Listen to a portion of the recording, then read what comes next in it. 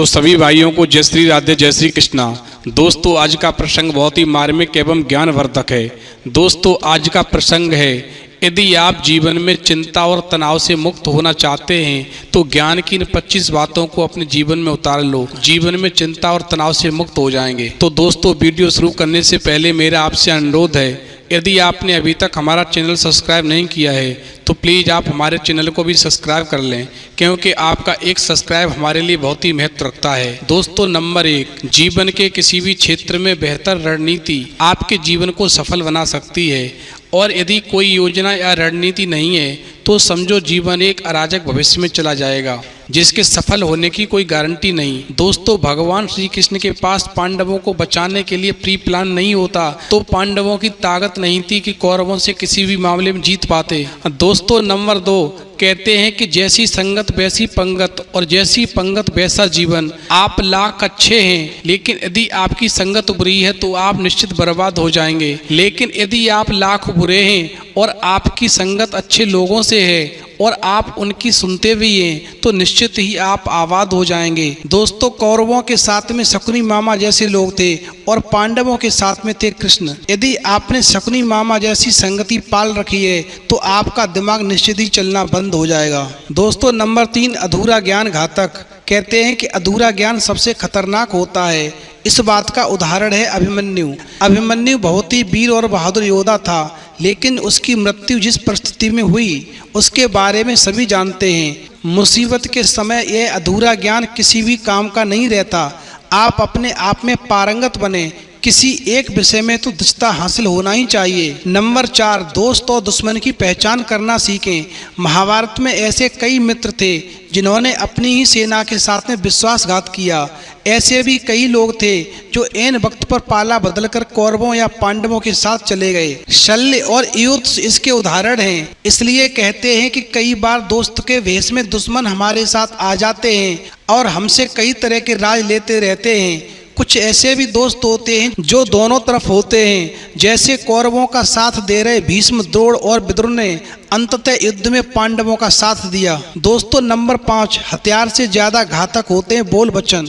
महाभारत का युद्ध नहीं होता यदि कुछ लोग अपने वचनों पर संयम रख लेते। जैसे द्रौपदी यदि दुर्योधन को अंधे का पुत्र अंधा होता है नहीं कहती तो महाभारत नहीं होता। शिशुपाल और शकुनी हमेशा चुभने वाली ही बातें करते थे, लेकिन उनका हस्त्र क्या हुआ ये सभी जानते हैं। सबक ये है कि हमें कुछ भी बोलने से पहले सोच लेना चाहिए इसका आपके जीवन, परिवार या राष्ट्र पर क्या असर पड़ेगा। दोस्तों नंबर 6, जुए सट्टे से दूर रहो। शकुनी ने पांडवों को फंसाने के लिए जुए का आयोजन किया था, जिसके चलते पांडवों ने अपना सब कुछ दांव पर लगा दिया। अंत में उन्होंने द्रौपदी को भी दांव पर लगा दिया था। यह बात सभी जानते हैं कि फिर क्या हुआ। अतः जुए सट्टे षड्यंत्र से हमेशा दूर रहो। ये चीजें मनुष्य का जीवन अंधकारमय बना देती हैं। दोस्तों नंबर 7, सदा सत्य के साथ रहो। कौरवों की सेना पांडवों की सेना से कहीं ज्यादा शक्तिशाली थी। एक से एक योद्धा और ज्ञानीजन कौरवों का साथ दे रहे थे। पांडवों की सेना में ऐसे वीर योद्धा नहीं थे। कहते हैं कि विजय उसकी नहीं होती जहाँ लोग ज्यादा हैं, विजय हमेशा उसकी होती है जहाँ ईश्वर है, और ईश्वर हमेशा वही है जहाँ सत्य है। इसलिए सत्य का साथ कभी ना छोड़ें। अंततः सत्य की ही जीत होती है। सत्य के लिए जो करना पड़े हमें करना चाहिए। दोस्तों नंबर 8, लड़ाई से डरने वाले मिट जाते हैं। जिंदगी एक उत्सव है, संघर्ष नहीं। लेकिन जिंदगी के कुछ मोर्चों पर व्यक्ति को लड़ने के लिए हमेशा तैयार रहना चाहिए। जो व्यक्ति लड़ना नहीं जानता, युद्ध उसी पर थोपा जाएगा या उसको सबसे पहले मारा जाएगा। महाभारत में पांडवों को यह बात श्री कृष्ण ने अच्छे से सिखाई थी। पांडव अपने बंधु बांधवों से लड़ना नहीं चाहते थे, लेकिन श्री कृष्ण ने समझाया कि जब किसी मसले का हल शांतिपूर्ण तरीके से नहीं होता तो फिर युद्ध ही एकमात्र विकल्प बच जाता है। कायर लोग ही युद्ध से पीछे हट जाते हैं, इसलिए युद्ध करो। दोस्तों नंबर 9, खुद नहीं बदलोगे तो समाज तुम्हें बदल देगा। जीवन में हमेशा दानी, उदार और दयालु होने से काम नहीं चलता। महाभारत में जिस तरह से कर्ण की जिंदगी में उतार चढ़ाव आए, उससे यही सीख मिलती है कि इस क्रूर दुनिया में अपना अस्तित्व बनाए रखना कितना मुश्किल होता है।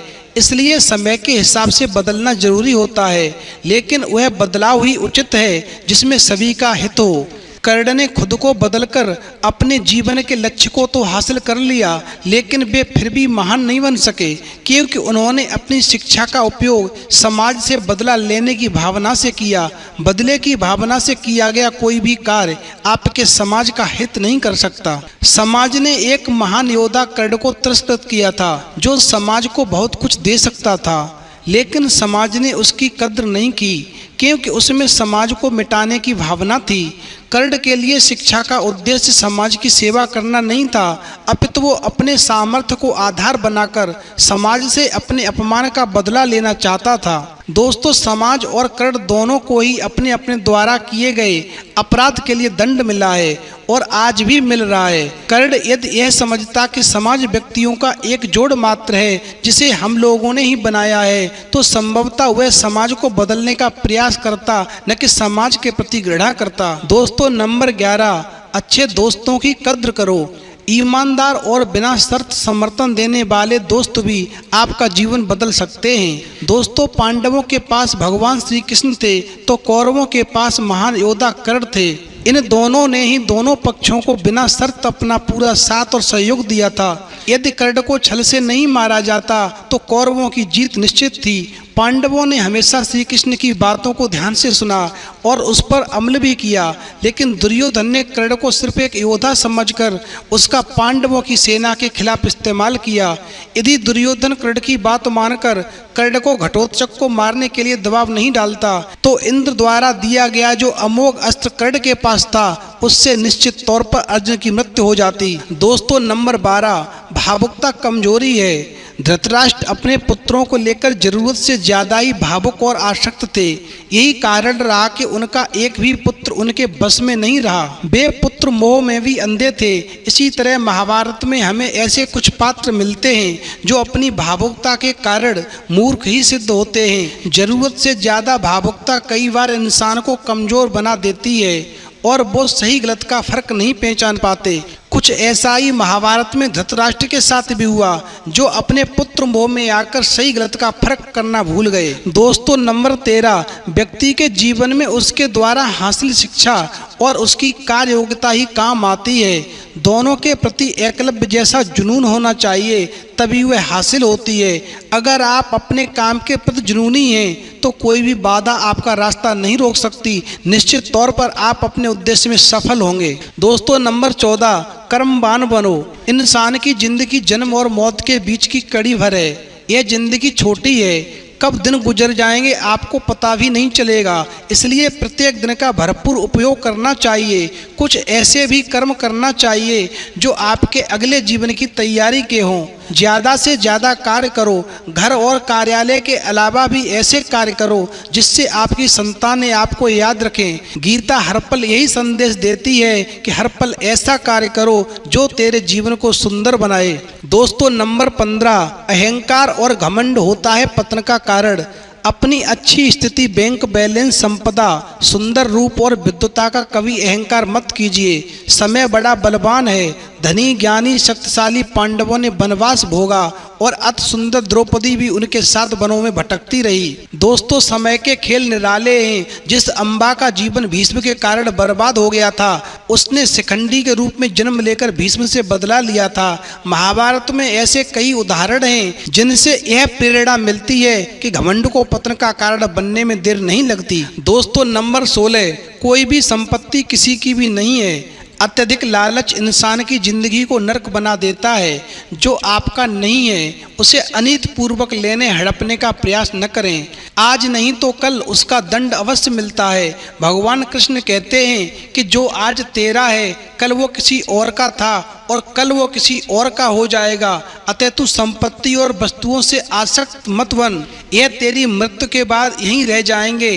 अर्जित करना है तो परिवार का प्रेम और अपनत्व अर्जित करो जो हमेशा तुम्हारे साथ रहेंगे। दोस्तों, नंबर 17, शिष्य या पुत्र को ज्ञान देना माता पिता व गुरु का कर्तव्य है, लेकिन सिर्फ ज्ञान से कुछ भी हासिल नहीं होता। बिना विवेक और सद्बुद्धि के ज्ञान अकर्म या विनाश का कारण ही बनता है।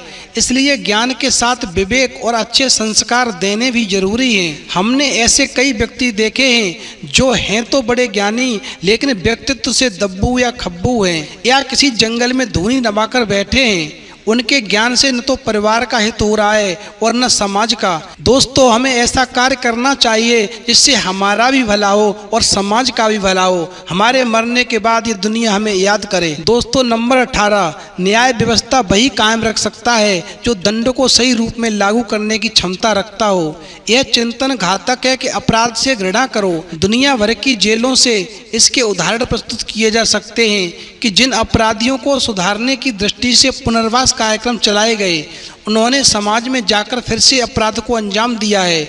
अपराधी को हर हाल में दंड मिलना ही चाहिए।